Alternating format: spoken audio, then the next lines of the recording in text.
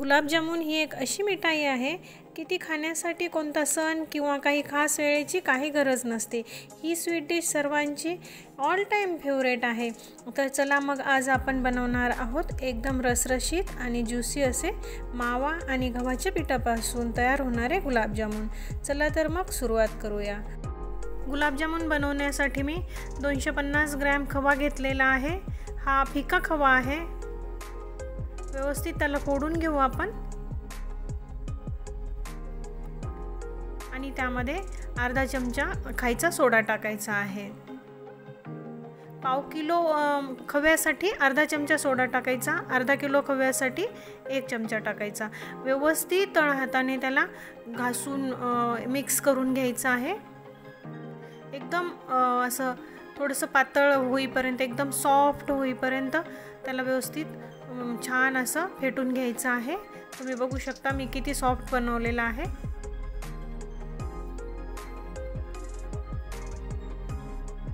आणि आता त्यामध्ये आपण जेवढं बसेल तसं पीठ टाकूया। मी वाटी भरून पीठ घेतलेलं आहे। थोडं थोडं करून आपण त्यामध्ये मिक्स करायचं आहे। खव्यामध्ये जसं बसेल त्याप्रमाणे पीठ टाकत राहायचं। अगदी खूप नाही टाकायचं, एकदाच थोडं थोडं करून टाकायचं आणि पीठ व्यवस्थित मळून घ्यायचं आहे।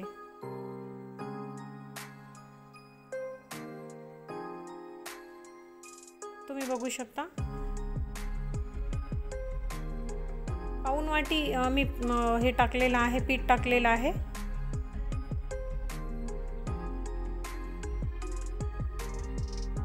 पाव किलो खव्यासाठी अंदाजे 125 ग्रॅम पीठ लागलेलं आहे। त्याच्यापेक्षा जास्त नाही टाकायचं।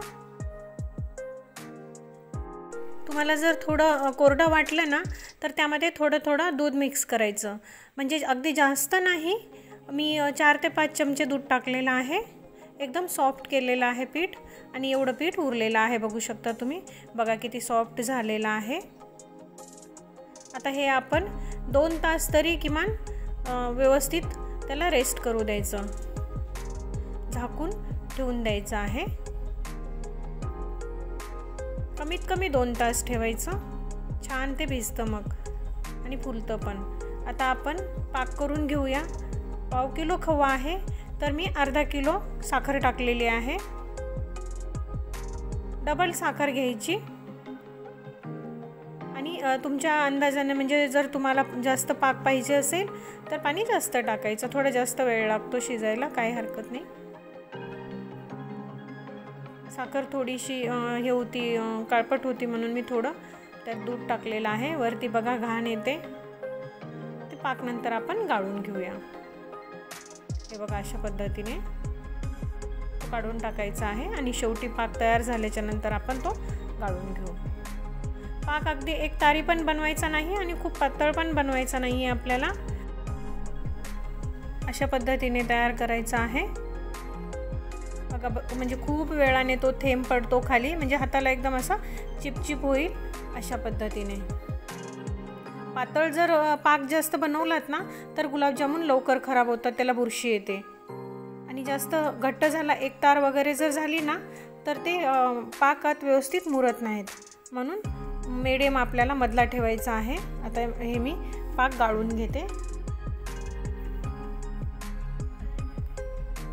तुम्हाला मी दाखवते घालून बघा, म्हणून पाक गाळून घ्यायचा आहे। आता आपण बाजूला काढून ठेवूया आणि गुलाबजामुन तयार करायला घेऊ। बघा पीठ एकदम सॉफ्ट झालेलं आहे। मी 2-2.5 तास भिजत ठेवलेलं होतं। गुलाबजामुन अगदी मस्त फुलतात, त्यामुळे काही होत नाही, जास्त वेळ जरी भिजत ठेवलं तरी छान पीठ फुलतं आणि खवा पण छान मुरतो। आता आपण व्यवस्थित मीडियम साईजचे गुलाबजामुन बनवून घेऊया। अगदी मोठे पण नाही बनवायचे आणि खूप छोटे पण नाही बनवायचे।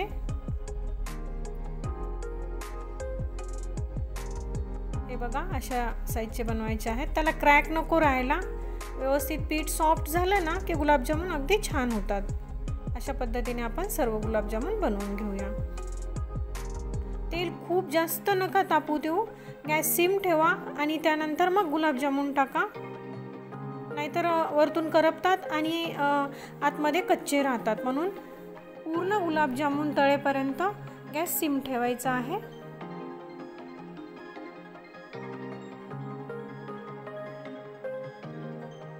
अशा पद्धतीने व्यवस्थित त्याला चमच्याने हलवून घ्यायचं. गोल गोल गोल गोल असं फिरवायचं आतमध्ये.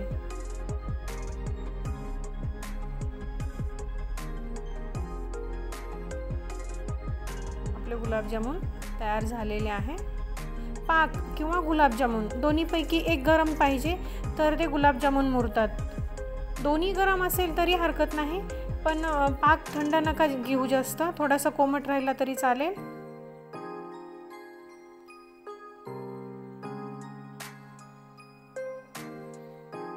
आता आपण पाकात टाकून घेऊया गुलाबजामुन. अशा पद्धतीने सर्व गुलाबजामुन बनवून घ्यायचे आहेत. बघा मी किती म्हणजे छोट्या साईजचे बनवले होते. साईज किती अगदी डबलपेक्षा जास्त झालेली आहे. तुम्हाला मी दाखवते. हे बघा,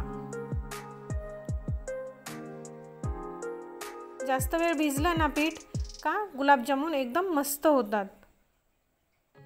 आतमध्ये पण खूप स्पॉन्जी होतात.